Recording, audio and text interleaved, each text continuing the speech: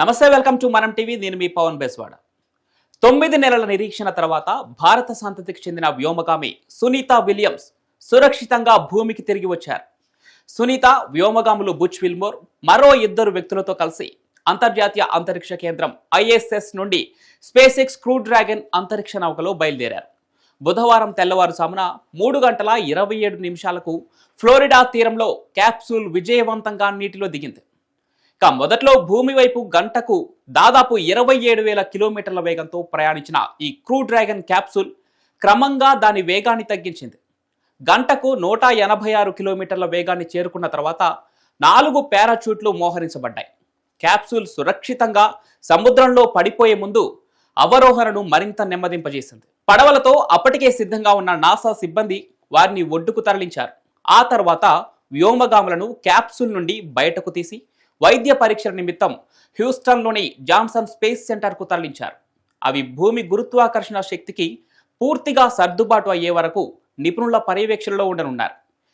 ISS నుండి crew dragon undock చేసిన క్షణం నుండి వ్యోమగాములు భూమికి తిరిగి వచ్చే వరకు ఈ మొత్తం ఆపరేషన్ను నాసా ప్రత్యక్ష ప్రసారం చేసింది. కాగా అంతరిక్షంలో వ్యోమగాములు ఎక్కువ కాలం ఉండటం అంత మంచిది కాదు. చెప్పాలంటే 6 నెలలకు మించి ఉండకూడదు. వయసు రీత్యా ఎదురయ్యే మానసిక, శారీరక ఒత్తిళ్లు ఉంటాయి. ఎక్కువ రోజులు స్పేస్లో ఉండటంతో బుచ్ విల్మోర్ కంటే సునీత విలియమ్సే మానసికంగా అటు శారీరకంగా కూడా చాలా ఒత్తిడికి లోనయ్యారు. స్పేస్లో గ్రావిటీ ఉండదు. దీంతో ఆస్ట్రోనాట్లు ISSలో గాల్లో తేలుతూ ఉంటారు. భూమిపైకి వస్తే అలాంటి పరిస్థితి ఉండదు. అందుకే వారికి స్పెషల్ ట్రీట్మెంట్ ఇవ్వాల్సి ఉంటుంది. భూమిపై అడుగు పెట్టాక వాళ్ళు నడవలేని స్థితిలో ఉంటారు. నెలల పాటు ఎక్సర్సైజ్లు చేయాల్సి ఉంటుంది. వారు సొంతంగా నడిచే అంతవరకు డాక్టర్ల పర్యవేక్షణలోనే ఉంటారు.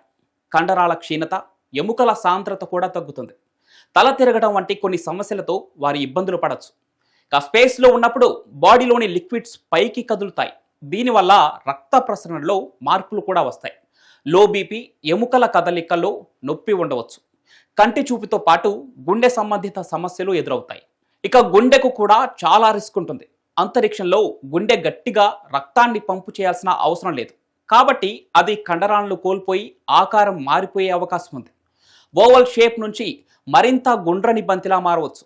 చాలామంది వ్యోమగాములు తిరిగి వచ్చిన తర్వాత లేచినప్పుడు తల తిరుగుతున్నట్లు లేదా మూర్ఛపోతున్నట్లు అనిపిస్తూ ఉంటుంది. ఈ పరిస్థితిని ఆర్థోస్టాటిక్ హైపోటెన్షన్ అని పిలుస్తారు. ఇలాంటప్పుడు రక్తపోటు అకస్మాత్తుగా పడిపోతూ ఉంటుంది. వారి హృదయాలు మళ్ళీ గురుత్వాకర్షణకు అలవాటు పడటానికి కొంత సమయం పడుతుంది.